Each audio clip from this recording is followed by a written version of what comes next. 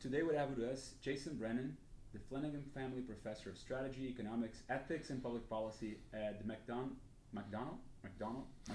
McDonough, sorry, McDonough School of Business at Georgetown University. Sorry about that. I practiced before and I still got it wrong.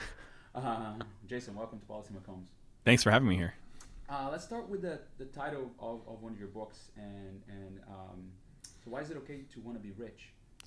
I mean, who doesn't want more money? The reason I ended up writing that book was I think the typical American is sort of two minds about these things.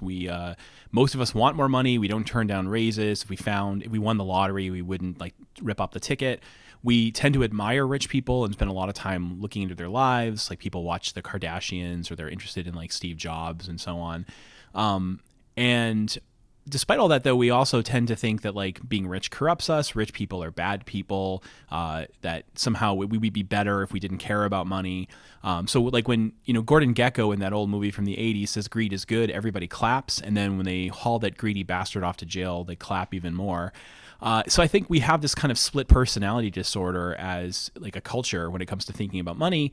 So what the book is meant to do is investigate three basic claims. Like one is it okay to want more money? Is it okay to make money? And if you do make money, are you obligated to give it all away? And the answer is going to be yes, yes, and no. The first third of the book is really just about what does wealth actually do for us? And people tend to think it's like crass materialism. All we care about is like trinkets and baubles, as Adam Smith would say. But in fact, when you examine the empirics of wealth, what you find is that as people get richer, they tend to be more open and tolerant. They tend to care about one another more. They tend to be freer and more able to sort of help each other. Their marriages get better. Their kids live better lives. They have a higher chance of leading a life that's authentically theirs rather than being sort of bound by necessity to sort of do whatever it takes to survive. They can read more. Money is correlated and explains all these important things that make our lives better. So a good way of thinking about the value of money is that, yes, empirically speaking, it does make people happier. And the main reason it does is because if you think of like Maslow's hierarchy of needs, which I'm sure most people have heard of, which is sort of a ranking of all the things we might need, with the most urgent stuff at the bottom, things like food and shelter, and the most important stuff like self-transcendence at the top. What money does is it gets you the stuff at the bottom, and it liberates you to make it more likely that you can pursue the stuff at the top, even if it doesn't guarantee it. So money's worth wanting. But then people also think, well, but making money, isn't that a bad thing? And so a lot of what the book does is explain what profit is, where it comes from, how markets work. So people have this sort of prejudice where they think, the distribution of income or wealth or what it is to compete in a market is a sort of zero-sum game, meaning that when I win, it's coming at somebody else's expense. But the reality is what markets fundamentally are is competition to cooperate. We're all looking to cooperate with other people, and we compete with one another on a small scale to try to offer the best chance of cooperation with others. And what ends up happening is we are cooperating on a giant scale. Like even the microphone in front of me, which is made by the Shure company, I like their microphones. I have a bunch of these at home. You might think that maybe 500 or 600 people went into building this thing when you think about the Shure factory. But the reality is it's more like 50 or 60 million people participate in the production of this device. And all this is facilitated through markets and market prices. So one of the things I like to teach my students is like, when you think about what it is to make a profit on a market, as long as you don't have, if you're following basic business ethics and you don't have a lot of third-party costs or externalities, then when you make a profit, what it means is you took resources, including your own time and effort, that the market valued at a certain level, and you transform them into something valued at a higher level, and you get to keep some of that. And fundamentally, what markets are doing is coordinating people to work together through market prices, which are themselves a reflection of people's disparate needs, disparate wants, and disparate information, to cooperate on a mass scale. That doesn't mean that all money making is good. Like, for instance, the way that the English department at a typical university makes its money is very corrupt, and they should feel bad about getting paid. But or the way that, say, Archer Daniels Midland makes its money is very corrupt, and they should feel bad about it. But fundamentally, when you're making money, you're actually literally making money. You are creating wealth where there wasn't some. You're benefiting yourself, and you're benefiting others at the same time.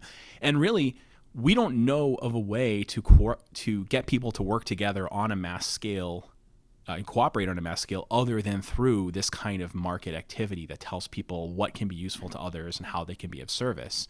So a lot of it is meant to say, if you really understand the economics of trade, of production, and so on, you realize that making money is not only acceptable, but a noble thing. It's, for most people, the job that you have is your biggest contribution to humanity. You're going to do a lot more. You're going to do a lot more good for the world by fixing motorcycles than you are by voting. Right? You're probably doing a lot more good for the world by fixing motorcycles than you are by volunteering whatever you volunteer at. And I'm not here to say not to volunteer either, but just like that's your biggest thing. So finally, the last third of the book is about the question of, now that you've made some money, are you obligated to give it all away? And I try to defend kind of a common sense view, which says, yes, charity is a good thing. And if you are going to give to charity, you should try to give to effective charities, not ineffective ones. And we talk about what that means. But no, you're not sort of in perpetual debt to society in virtue of having made money. You are allowed to spend it on yourself and pursue some luxuries and so on. You don't have to give it all away. And I spent a lot of time responding to a philosopher named Peter Singer who argues otherwise. But part of without getting into all the details of the argument, part of the issue is that we actually have a real dilemma when it comes to thinking about using our money to help others. Because, for instance, if I take $50 and I feed a bunch of homeless people right now, well, now they're not hungry. They might be hungry tomorrow, but they're not hungry today. If I take that money and I stick it in an investment, some sort of investment portfolio, then I can, with that same amount of money, feed hundreds and hundreds of homeless people in 50 years. So should I invest it or should I give it to a person now? But it's even more complicated than that, because when I invest it, I'm also creating the kind of capital gains that make it so that in the future, fewer people need to be fed and they're in a better position to feed themselves. The reason that I'm in a position of asking, should I feed people, rather than the position of asking, will someone feed me, is not anything special to me. It's because in the past, people didn't only put their money into charity, they put it into production and development. It allows us to be richer. That allows us to be richer. And so, take Peter Singer was writing his famous article arguing that we should give away almost all of our money, which even he doesn't do. He gives away a lot, but not as much as he thinks he should. Back in his paper came out in like 1972, and take South Korea. In 1972, South Korea is a very poor country, and then Americans and Canadians and British people don't listen to Peter Singer, and they buy a bunch of stuff that they don't need from South Korea, like VCRs and cars and video game systems or whatever else. And the result is now South Korea is rich, not poor. They didn't become rich because they got a handout. They became rich because they engaged in productive trade and productive development. So if you actually want to help people, these are all things you have to think about. It's actually, instead of saying like, oh, don't worry, you don't have to give to charity, which I think you should give some money to charity, thinking about the optimal level of charity versus investment versus trade versus other stuff purely from a pro-social point of view is really quite hard. And our prejudice is to just think, whenever I give money to a charity, I've done something good. And whenever I bought a good I don't need, I've done something bad. And in fact, it's much more complicated. Many charities suck and they're not worth your dollars. And many times when you're buying that stuff you don't need, you are enabling people to put themselves in a position of advantage. Yeah, guys, the two things that are reacting to what you said, it's really interesting, is that when you ask the question, just is it okay to want to be rich? I think there's a lot of value judgment that comes in right away. Mm-hmm. But if it's okay to want to be richer, it's something that I think people will react a little bit better to. Like, well, we're all trying to improve our lives. So the there makes like it's an improvement thing, and that's the process of progress that we've been engaging for the last 250 years, right? All of us getting richer and richer, which is obviously beneficial. And the mechanism for that you describe again is something that still the motivation is something that there's always this sort of valuation of like, well, maybe it's too much is not okay. It's okay to get better, more. But maybe too much is not okay. There's some sort of like always this sort of threshold, and nobody knows how to draw the line or where the threshold is, right? But there's always moralizing that takes place on in that direction. Like most notably now, we're going to tax our billionaires. Well, billions. Why do you need billions? And folks don't realize that Elon Musk is worth what, $190 billion right now. He doesn't have that in his bank account. It's not like he's buying $190 billion worth of stuff, right? He has this money in productive activities. 99% of it probably sits in productive activities right now, helping others get richer, helping others benefit, and take it away from him is not going to make the money more productive. Is going to reduce that, right? Absolutely. It's really. Jeff Bezos' money is in the form of warehouses that are like holding the stuff you're buying from Amazon. It's not a Scrooge McDuck money pit. It's the Amazon warehouse near you is worth something, and Bezos owns a bunch of that. So when you're saying tax his money, what you're saying is, should we liquidate that? Who's going to buy it, by the way? But liquidate the warehouse and give the money to the government so they can spend it on, like, I don't know, bombing brown-skinned people. That's what they're going to do with it, frankly. And that's exactly what the government is trying to do right now, is to tax unrealized gains of rich folks, which means that, go sell a piece of your company, go fire some people perhaps, Mm. in order to give it to the government. Stop being productive there, and then we're gonna decide where to allocate that money, which is, Yeah. it's not only it's crazy, but it's, I think, unique. We've never seen that unless in feudal times, where the government come in and say, okay, I'm gonna take part of your land here and shut up. All right, so let's this notion again of it's okay to be rich. You're teaching a business school. Typically, a business student comes in. If you're gonna go get an MBA, you're thinking, or even getting a business degree as an undergraduate, you're thinking about improving your lives through business to get yourself richer. That's the motivation of most people. They're not trying to enlighten themselves. If you're going in and getting an accounting, nothing against accounting, but that's if you're doing that, you're most likely doing that for some financial motivation, right? Which is totally fine. And yet there's this big movement in sort of like almost repenting of business schools and the way we talk about profit seeking in business schools, that is somehow, we need to be careful, because you mentioned as long as you're following some basis of business ethics. And that sort of caveat that you mentioned became now very big. Now, what it means to follow basic business ethics now has like a lot of implications, and we have to think about all the stakeholders that might be affected by our activities and so on. So we see that having an impact on things like, for example, our students now wanting to go into the energy industry as much, or energy in Texas being primarily oil and gas, right? Well, somehow there's an immoral choice being made there, whereas before it was something like, no, it's a profit activity, we're going to do it, and as you pointed out, right, the individual drilling in West Texas is actually generating probably a lot of value to the world, and we're seeing right now the cost of energy going up, the potential negative consequences of not having abundant energy. But how do you see that tension in business schools right now between this sort of ESG, stakeholder capitalism type of rhetoric, and people's motivations that are primarily still a motivation of making money? Yeah, that's a great question. And I think part of it has to do with the people who choose to specialize in business ethics for various weird historical reasons tend to be quite anti-market and anti-business. They're often people who've never worked in business, and they often come in. A lot of times it's like, I have a prejudice against business, and so because of that, I'm going to like try to specialize in telling business people how bad they are. So the real interesting question is like, why do business people listen? And I have a kind of a general theory of academia, which is that academia is an extremely right-wing place, perhaps the most right-wing institution in the United States, filled with extremely left-wing people. And there's a disparity between what we say and what we do, because the primary thing that academia actually does, what it actually does, is create status differentials. It makes some people higher status and other people lower status. It is actually a zero-sum game. And in fact, like my gain in status comes at the expense of other people. It makes it so that like having a college degree makes you higher status than a trucker. And then a lot of the plum jobs and plum positions out there in the world are held away from you unless you have a bachelor's degree, and especially a bachelor's degree or a master's degree from a prominent fancy school with a fancy name. So that's what we in fact do. And then while we're here, we say these little prayers about equality and egalitarianism. But like Harvard is one of the most anti-egalitarian things ever created. And it's kind of like if you think about like the Catholic Church in the year 1100, the priests are all saying all this stuff about like helping the poor and making everyone better off, while the actual church is engaging in wars and land grabs and is amassing as much real estate as it possibly can. So there's almost like, it's almost like the rhetoric is like a cover up for the behavior, and we feel better about the behavior because we sort of like say a little prayer about what we're doing. So I think that's part of it. Part of it is just there's certain intellectual faddishness, and shareholder or stakeholder theory, there's nothing wrong with it because there can't be anything wrong with it because it's utterly vacuous. And I'm not even being unfair to them. I know it's vacuous because the high priest of stakeholder theory, Freeman himself, says it's vacuous in his most recent book about it. What does stakeholder theory fundamentally say?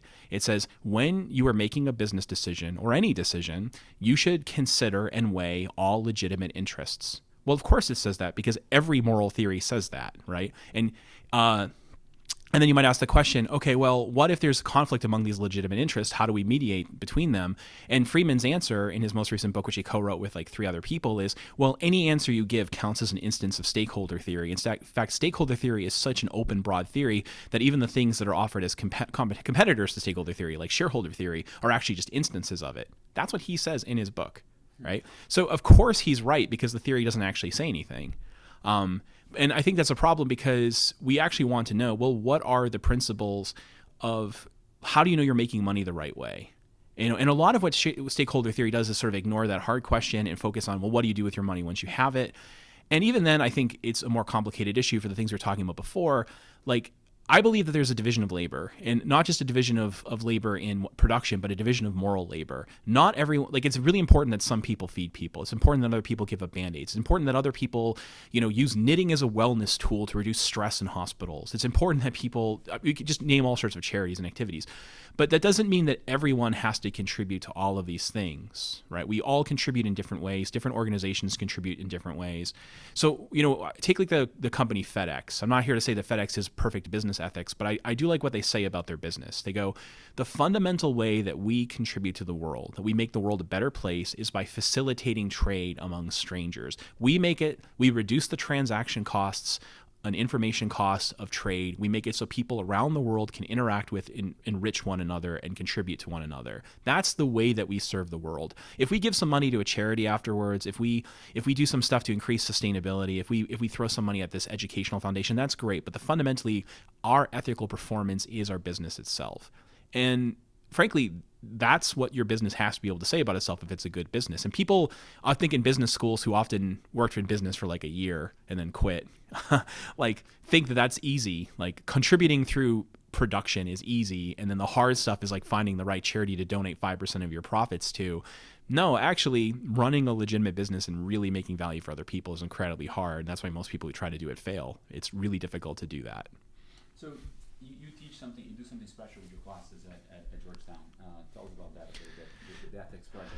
Yeah, in all of my classes now, and now actually all of our MBA class, every student in our MBA program is now going to do this as well. We do something called the ethics project. It's meant to be a very generic word. So here's what I tell students. Think of something good to do and do it. I ask them to form groups of about 4, sometimes even 7 students. And each group is given $1,000 or up to $1,000. They don't have to spend the money to think of an activity that they want to do that would make the world a better place and try to do it. Along the way, they're asked to think of and answer 10 basic questions, such as how did you interpret the imperative to do something good? Did you focus on moral goodness or non-moral goodness? Like a guitar is good, but it's not morally good. It's a different kind of goodness. What was the opportunity cost of your decision? In other words, what was like the next best project you could have done? How did you form your group and allocate labor within the group? What were some obstacles you expected to encounter, and how did you plan for them? What obstacles did you in fact encounter, and how did you deal with them? Did your project add value to the world, taking into account the cost of your time and effort and any money spent, and the value of your outputs, which requires you to commensurate what you did with what it cost you to do it? What did you learn from this activity? What would you do differently? And so on. So they answer all these questions about management, economics, philosophy, and they have to actually go and experience the world firsthand and see what it's like to actually do this stuff, including dealing with red tape, dealing with capricious or unfair people out there in the world, having to actually try to make a profit if they decide to run a business. And the projects range from completely boring and utter failures to really profound stuff. There are people, like some students, like the most successful business anyone ever ran ended up grossing something like $100,000 per year for a few years. It's just like a side project the students were doing, but they made a ton of money, and they made like about a 33% margin on it too. So the students literally were paying themselves a lot. We've had charitable activities where one student group created this club that ended up spreading to multiple campuses, which is almost like a Make-A-Wish Foundation for blue-collar workers at universities. We've had things where students did very simple fixes at our university that would save them something like $20,000 to $30,000 a year on water costs. And then one of the funny things they discovered was that despite proving to the university that they did this, the university wouldn't spend another $1,000 to reduce those costs themselves. And they could talk when they learned about bureaucratic incentives and why they would make dysfunctional choices. We've had people sell T-shirts. We've had people run events. We've had people just do fundraisers for different endeavors. So I think the record right now for fundraising is about $22,000. Which is pretty good for a couple undergrads, working on this part-time as a class project. They've got to see firsthand weird stuff happen. Like the first time I ran this, students had this idea for an app on your phone that would allow you to trade books with other students on campus. And it was a way of bypassing the bookstore in order to save money. And the poorest students on campus really could benefit from this because they often don't get financial aid that covers their books. And then the previous bookstore company, so not the one that's currently at Georgetown, but the previous one, heard about this and contacted a bunch of admins and got them to like yell at the students and shut it down, even though, by the way, the admins had no standing to do that, and the students could have told them to go to hell and gone away with it. But they learned, how is it that this university that is, on paper committed to social justice shut down a program that would have saved the poorest students a lot of money on books? Why would that happen? And they can talk about bureaucratic incentives and so on again. So what I like about this project is, rather than thinking about doing something good, you have to actually go and do it. And you learn firsthand what it takes to act in the world and how hard it is to make these decisions. And we're a Jesuit university, and it's actually a very Jesuit project, I've realized, because you can think of it as, first you deliberate, then you act, and you actually do something, and then you reflect on what it all meant. So did anybody ever just bought shares in S&P 500? That's a pretty good use of that money. I don't know, did anybody, some smart ass student came back and said, well, we just bought some shares in S&P because that's going to be great? Yeah, I would be happy for them to do that. One of the weird things about the project is, which in a way makes it better, is that there's a lot of restrictions on spending because of regulations applying to the university. So when I first came up with this, what I wanted to do was walk in on like week 3 when they formed their groups and hand them an envelope with $1,000 cash and say, you can literally pay yourselves the money, and then you will stand up here in 12 weeks and tell me why you each paid yourselves $200. But I can't do that. They can't just take the money and invest it.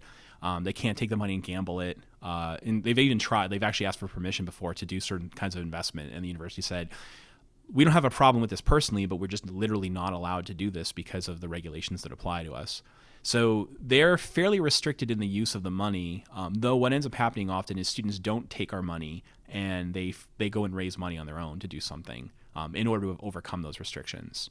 So we have had students who've done sort of experiments with investment to like test a theory about certain kind of investment and so on, but they had to get money from outside sources.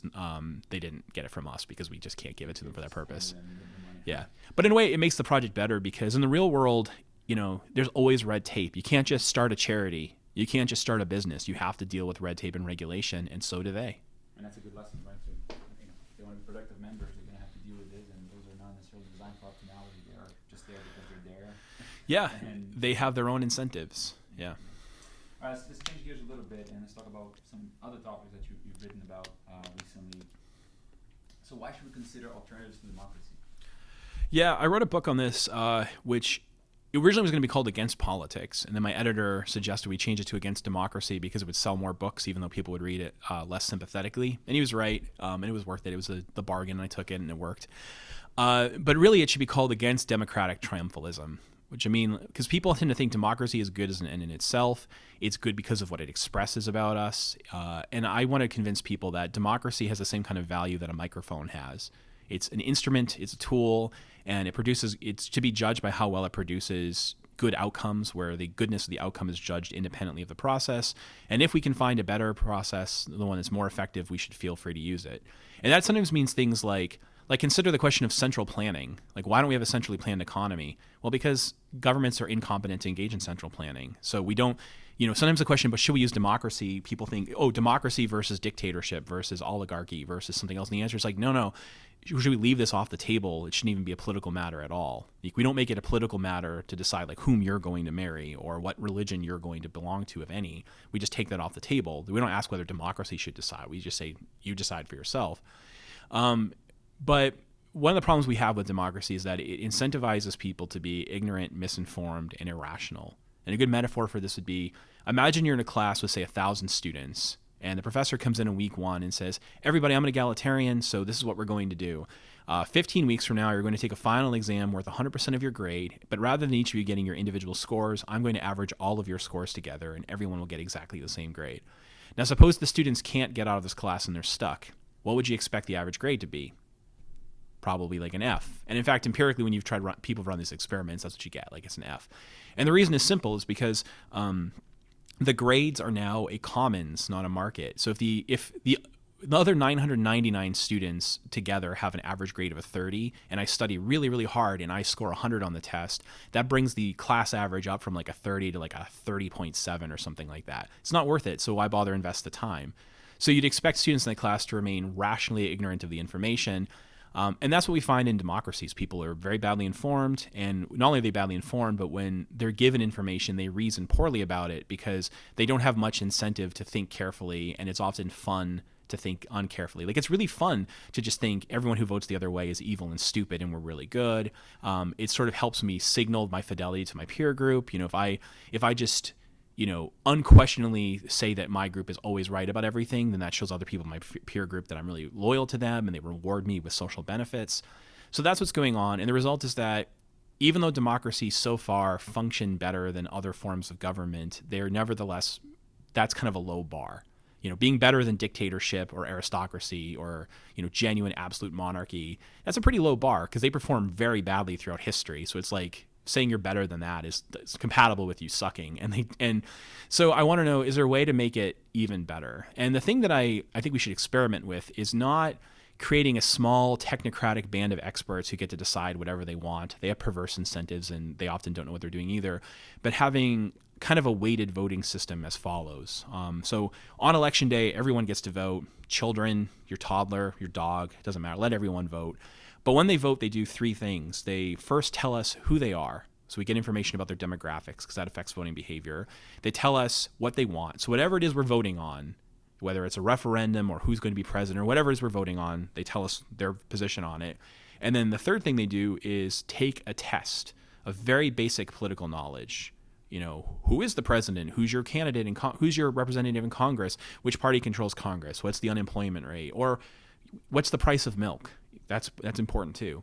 And then the test doesn't determine whether your vote counts or not. Instead, what happens is when you have these three sets of data, who people are, what they want, and what they know, you can statistically estimate what the public would have voted for if it had gotten a perfect score on the test. So what would a demographically identical public have supported had it gotten a perfect score?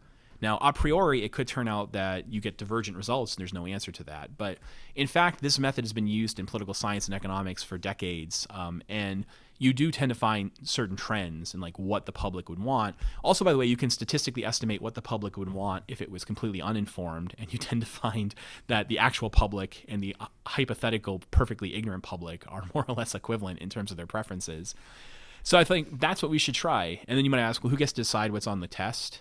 I mean, really, it should be me, but since no one will like that as an answer, my idea is like randomly select 500 Americans and pay them to come up with the test. You say to them, you 500 Americans have to tell us what counts as an informed voter. Come up with the test.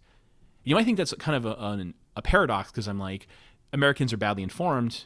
British people are badly informed. How would they know it's on the test? But the weird thing is, when you ask people what they should know to vote well, they have really smart answers. They just don't know the answers to those questions. They know what questions they should know the answers to. They just don't know the answers to those questions. It's kind of like, a student who's like, oh, I'm taking organic chemistry, so I know I need to know what a ketone is, but I don't, right? So Americans are like, yeah, I think I should know the unemployment rate. I should know gas prices. I should know who my representative in Congress is. I should know some of the major bills that have passed. And they're like, okay, do you know any of that stuff? No. But I know I should. But I know that's what it would take to be an informed voter.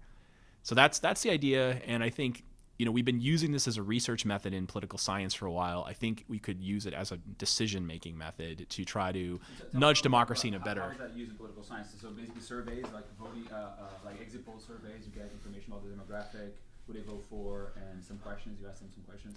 Yeah, like for example, not every year because it varies year to year, but there's a thing called the American National Election Studies, and they survey every couple of years like a bunch of voters on these questions, and they almost always ask them a bunch of information about who they are, a bunch of questions about their political preferences, and they usually give them some sort of multiple choice test about information.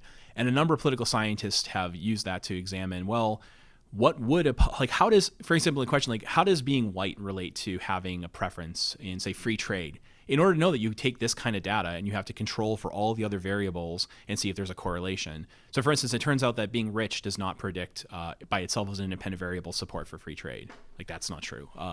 It turns out that being like male doesn't have much of an effect in your position on abortion. People think it does, but when you actually dig in the data, it doesn't really. So then once people realize this is how you kind of use this, like you figure out how does one variable affect the others, they started, like, for example, Scott Aldhouse in his 2003 book, Collective Preferences in Democracy, and a few others, Martin Gillens has done something like this, Larry Bartels has done stuff like this, have asked, well, what would a hypothetically fully informed public want?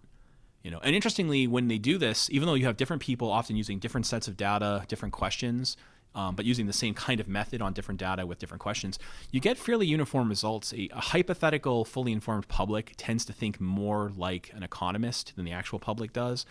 The policy positions they tend to take don't really correspond to either the Republicans or the Democrats. They don't just push the party line. They tend to be pretty nuanced, which is important because in reality, when we look at most voters, the story that we tell like little kids, like my kid's taking civics right now, my younger son, and the story that they're telling him is wrong. It's what everyone gets taught in school, but it's just mistaken and we know it's false.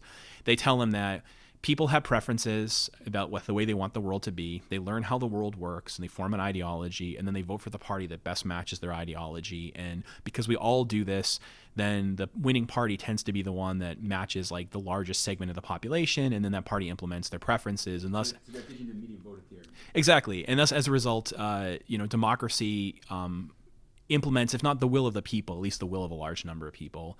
And the reality is that's kind of backwards. In fact, overwhelmingly, people are ideologically quite innocent.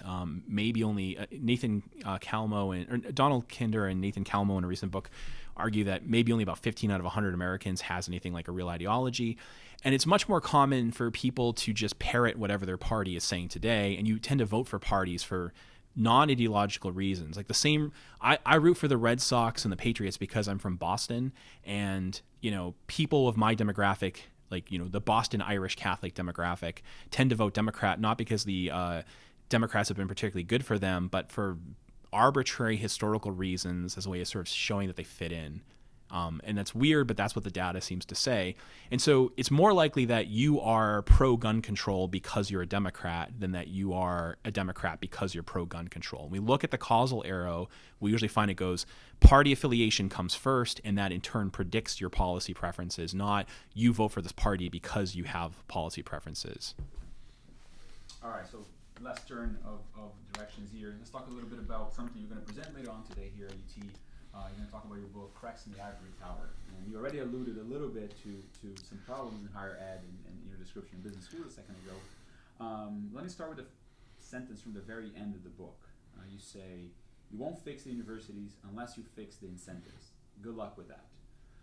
All right, so let's try to unpack that a little bit. So one, why do you write the book, and what are these incentives that you're really focusing on? And I think that it's pretty agreed upon that there's problems in higher ed. I think people out there are going to say, they might point in different directions, but what were the direction you're pointing at? Yeah, everyone thinks there's problems in higher ed, but they're quick to point the fingers outward. So they'll say, the reason higher ed has problems is because of evil donors or evil legislatures or others from outside the university corrupting it with their power and influence. And academics love to point fingers and blame others and judge them, but they don't like to point the fingers at themselves. So our basic theory in the book is that if you see systematically bad behavior, the first thing you should look for are there perverse incentives that explain that behavior? And we find overwhelmingly, there's lots of perverse incentives inside of higher ed, as there are in any other major organization. So what the book really is a business ethics critique of higher ed. How, from a business ethics standpoint, how does higher ed measure up? And we say pretty badly. It makes Enron look pretty good. And we're not being exaggerating there. Enron did some bad things, but most of the people at Enron were not doing bad things, whereas most of the people in academia are contributing to bad things. So we try to unpack what the various kinds of incentives are, and some of these things are really familiar. Like for instance, you and I both work at a research university and a Research One university, and our overwhelming incentive is to focus on research rather than teaching, because that's where the money, the status, and the prestige is. If you're an academic, and you are a superstar teacher and you don't publish, you can expect to maybe never get a job or to make maybe a fifth about as much money as a person who's a superstar researcher who sucks at teaching, right? So that maybe isn't a problem because, hey, frankly, it's our job to be researchers more than teachers, and that's just the deal. But it's worth noting that. But some of the stuff is really quite bad. So one of the things we talk about in the book at length are gen ed classes, and we examine the empirics on, I think that if you graduate from college, you should be well-rounded. You should know all that stuff that gen ed classes are supposed to teach you. I really do kind of look down on people who don't know that, who only know one thing. So I'm not I do think even if you're an econ major, you should know something about art. And if you're an art major, you should know something about physics. And if you're a physics major, you should know something about, Social sciences. Yeah, something, right? Yeah, so you should know all that stuff. But the reality is, as an empirical matter, these classes don't succeed. Most people don't learn much. They don't develop the soft skills they're supposedly supposed to develop from these things. Studies find that over and over again. Further, they don't engage in what's called transfer of learning. Transfer of learning means if I learn a skill in one field, that I take that skill and transfer it to a different field where it's applicable. In fact, people don't spontaneously do that. There's all these studies, and that's actually very well established. There's been hundreds of studies over this, over 100 years, proving that it's not true. So basically, the fundamental psychological premise of liberal arts education is if we teach you how to analyze a Shakespearean sonnet, then you will use that same skill to write a better business memo. And the answer is you could, but you almost certainly won't. The way people become good at doing something for 99 out of 100 people is by practicing doing that same thing over and over. So that's already disturbing on its own, and it's disturbing that universities don't seem to care about this or actually bother look into whether or not these things work. But even more disturbing is we try to ask, well, what predicts which classes you're going to take? And as far as we can tell, one of the biggest predictors that you'll be forced to take a class in a particular department is how financially needy that department is. And the reason for that is that at most universities, every time you have a student in the class, your department gets money. For every butt in a seat, you get some money. That means you have more money for research, for tenure lines, for faculty, for salaries. And so very precarious departments, financially precarious departments like English and modern languages or comparative literature programs, they have a really low student to faculty ratio. Hardly anyone majors in them. They have very few outside sources of money. There's very few jobs for people with PhDs in that outside of the university itself. You frequently find that students are required to take multiple classes directly in those departments. In departments like economics, which has lots of outside money and great job prospects, and if you have a PhD in econ, you will definitely get a job somewhere doing something good. You find it's rare for people to be forced to take a class specifically in that. So the predictor, it looks like what's going on is what we call rent seeking. The financially needy departments make sure to get their faculty on the Senate, to get their faculty in the committees, and they push hard to require students to take their classes so that they get the money that they need. So really it's a form of exploitation. And it's exploitation because it's taking students' time and their money. It's costing them taking a class they might care more about. And the argument that it makes them better off, well, yeah, we force them to take an English class, but it makes them better writers. Well, it doesn't actually. I wish it did, but it doesn't. For 9 out of 10 of them, it has no real effect. So you're just ripping off the students. And so at Georgetown, for instance, for the business students, all of the gen ed classes that they're supposed to take, including the business core and the regular university core, the cost of that in terms of tuition, if you're paying full sticker price, is like $89,000. So $89,000 worth of classes that supposedly are going to deliver all these goods to them, but don't. That's terrible. So I didn't think this when I used to work at Brown University, and I didn't think this at the time because I didn't know about these studies or this data, and I hadn't worked on this myself. But Brown has no gen ed curriculum. You can just do whatever you want. You have to major in something, but there's not like a gen ed requirement. I now think that that's the way to run it. You allow more choice. You allow more market-driven approach, right? The students will figure out and whatever it's best for them individually. But how do those departments survive at Brown?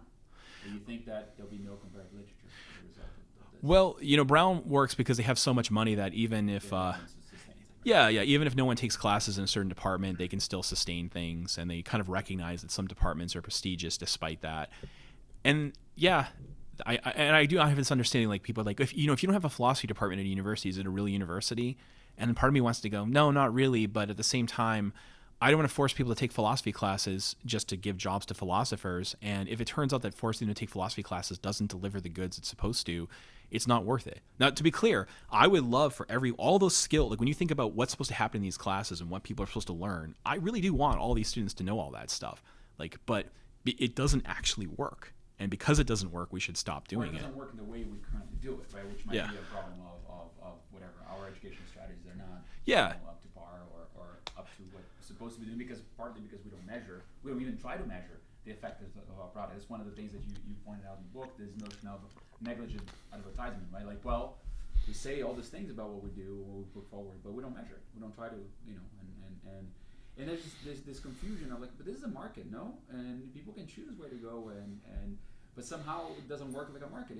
If people are saying, okay, here's a product, if I buy the product and the product doesn't do what it's supposed to advertise it does, I won't buy it again. That company's going to go out of business. Nobody's going to buy the product. So why is it that universities stay afloat and they keep doing what they do if they're not delivering on that product? What is it flawed in the market here? Yeah, absolutely. Well, in a way, and this is not original to me, but I think the main theory about why universities stay afloat is because they're providing something other than learning, right? So there's this thing called the signaling model of higher ed. It's a question of why is it when you graduate from college you make more money and you have a better chance of getting a job than not? The fact that you go to college and persist through it for 4 years, that you went through a difficult screening process. Think about how hard it is to get into a good university, right? So you have this strong, difficult screening process, and for 4 years you jumped through hoops and did all this stuff, which is difficult to do.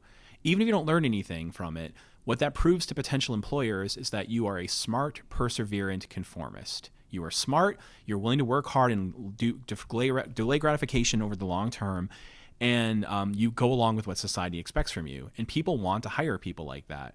So it's ultimately reducing the search costs and information costs for future employers, because the fact that you graduated from, say, Harvard is very strong evidence that you have what it takes to be a good employee.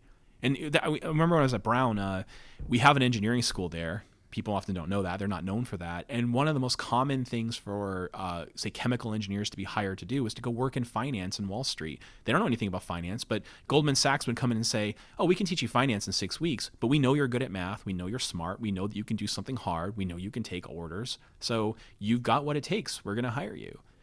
So a lot of education, a lot of the premium of education comes from proof that you have what it takes, and colleges help with that. Unfortunately, though, they do it through redistribution, because effectively what they do is, it's not colleges make it so some people make more money and then the people who don't go to college aren't really affected by it. It seems to be redistributive, where the people who go to college get more money, but as a result, the people who don't go to college get less money. And that's one of the reasons why I tend to think, again, universities are a very right-wing institution, as in using the term the way that the left would like to use that term, because they're creating inequality rather than reducing it.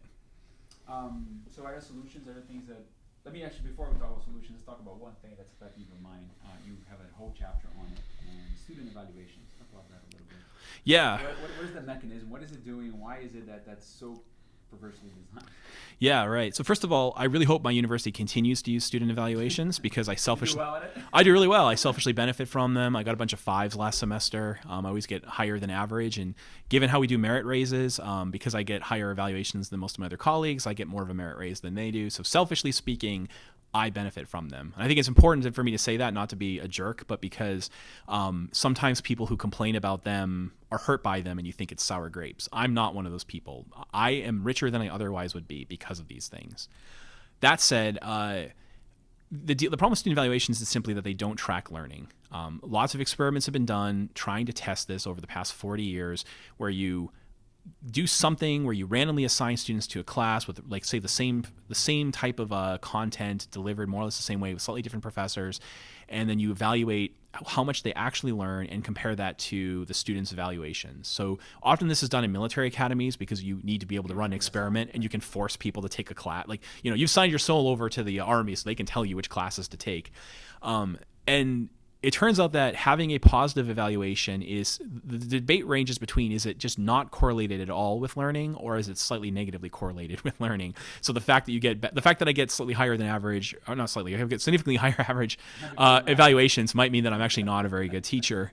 That's really where the debate is. It seems, if anything, to be more of a personality test. And the reason this persists is, like, look, when the universities first started doing this, they were well motivated. They wanted to make sure that people were good teachers.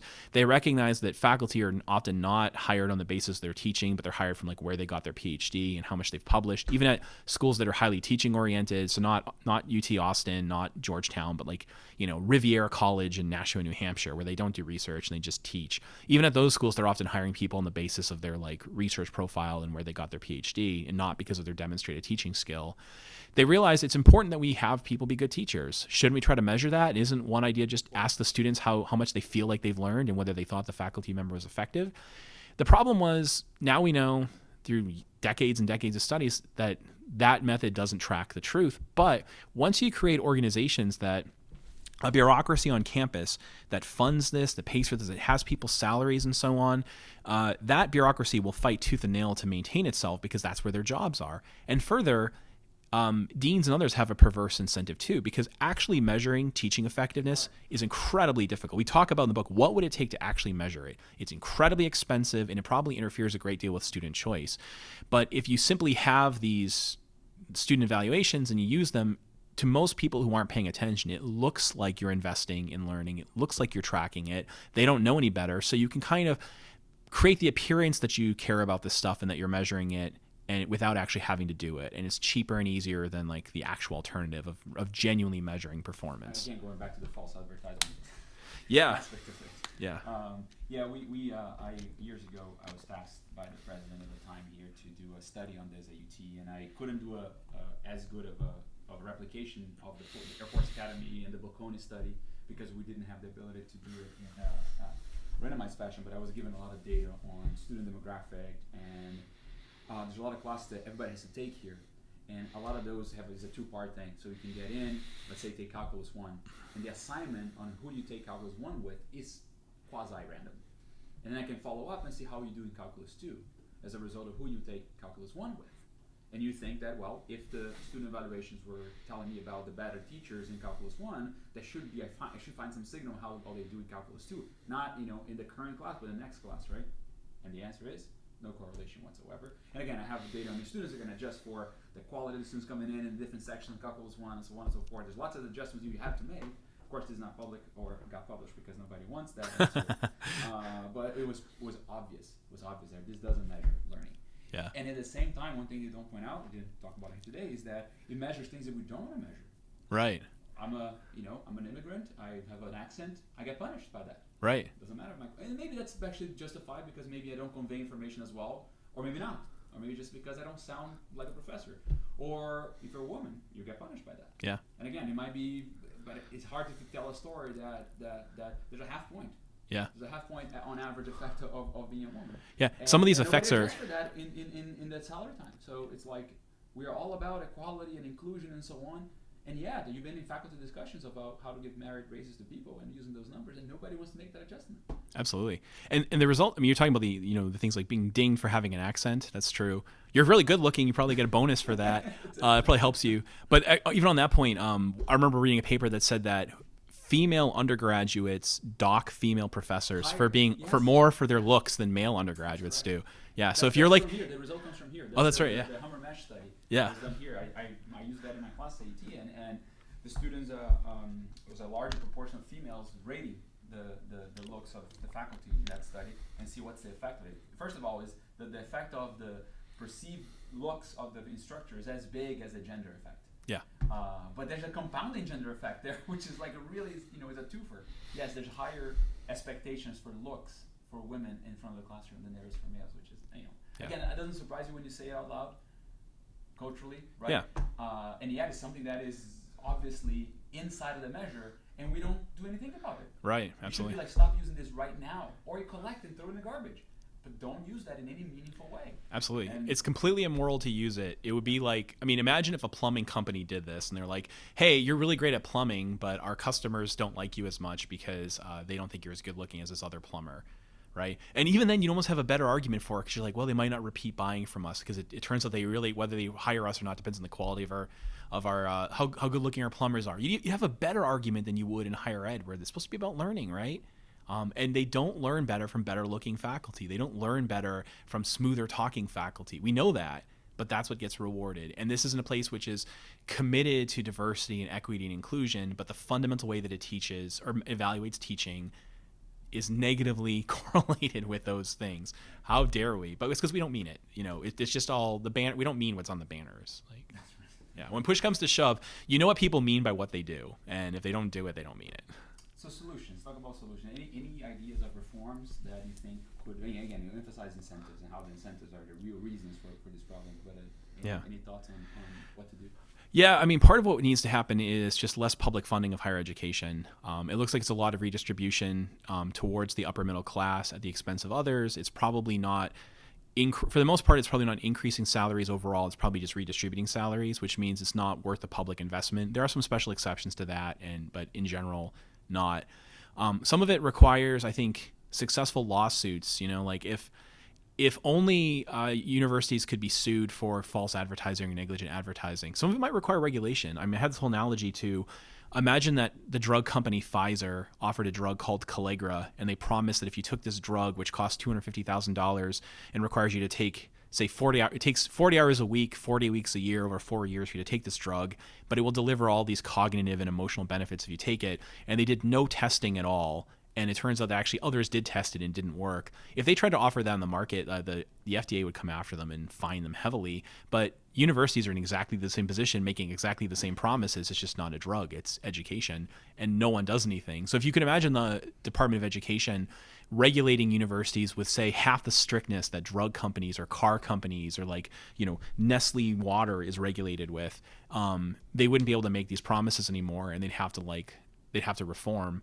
That might help. Some of it just requires like a president to come in and just change things. Like, you know, look, we're gonna do what Brown does. We're not gonna have gen ed requirements anymore. Like the data says they don't work. We're not doing them.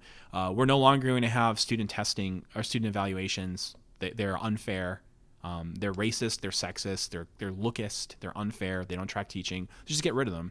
So I think some of these things, I think a well-motivated president or provost could simply unilaterally get rid of, but they typically just aren't motivated to do it because they care about what looks good rather than what is good. Incentives that it faces, exactly that, right? Yeah. Do you have any thoughts on whether we should separate the mission of teaching and research? Because that's one of the problems of putting them in the same equation of how to evaluate people and creating the right incentives, right? Should we have the physicists developing rockets teaching physics 101? Does that make any sense? Yeah, it's not clear that it does. I mean, I do personally find that I benefit, like, personally from teaching undergrads. I feel like, I mean, even this, you know, Why It's Okay to Want to Be Rich book, a lot of that is like lecture notes from classes sort of turned into a book. Because I think there's something to be said about forcing yourself to take a really complicated idea and explain it in like 10th grade English. Like, that helps. But at the end of, like, say, take the Australian National University. They have kind of a two-part faculty system where they have the research faculty whose job is just to do research and to train graduate students. And then they have the teaching faculty who teach the undergrads.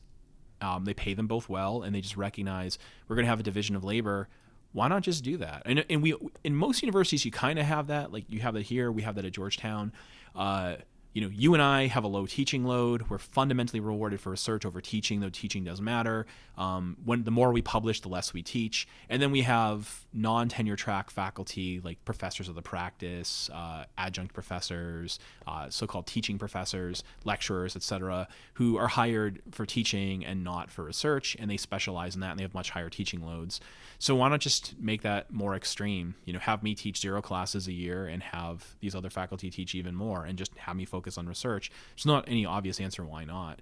Other than perhaps students somewhat want to be around the researchers. Like, what's the point of going to Harvard and saying, like, we have world-class faculty and world-class researchers if you never actually see them? Maybe that's part of the equation. Yeah, no, that's definitely hard, and the demand seems to be growing fast, right? And we don't seem to add elite seats, at least at the same rate, and that's why prices keep going up, of course. So it's and the call for reforms. I mean, the only call for reforms that we see these days is free college. Yeah, free college. And it's going to do exactly the reverse of what we're talking about here in terms of potential solutions, right? Yeah. Oh, yeah. The other day I saw on Facebook, I got an ad from Bernie Sanders saying, like, if we had free college in the United States, what do you think? How would that affect your life? And I wrote back and I said, oh, it would mean that I would only have rich students, which sounds weird, but it's true. Because if state universities were all completely free, then the only people that are going to come to Georgetown are the super, super rich people, and, like, you know, our upper middle class students and our middle class students and others are just going to take the state universities instead. And given how much we're redistributing status, that means we're just going to be allocating status entirely to, like, people who are already quite rich. The case for status is going to be even higher now. It's going to be like this credentialism up to the extreme. Yeah, you're going to have to get a PhD to get a job at. Yeah, right. Yeah, well, it's already happening in Germany where the average PhD student is just looking to move up in business, and they don't care about research at all. Yeah. All right, Jason, thanks for joining us. Thank you. Looking forward to the talks this afternoon.